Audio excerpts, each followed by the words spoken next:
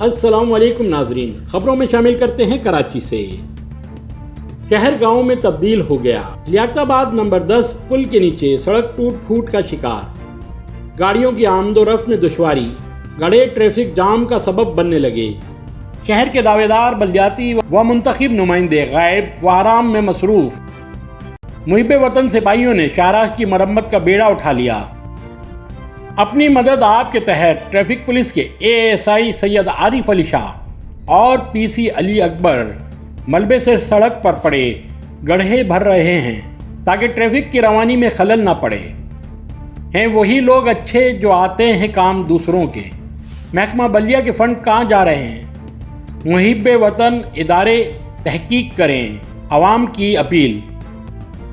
Cameraman Kamran के साथ सैयद आज़ाद महात्रे, शान पाकिस्तान न्यूज़, कराची।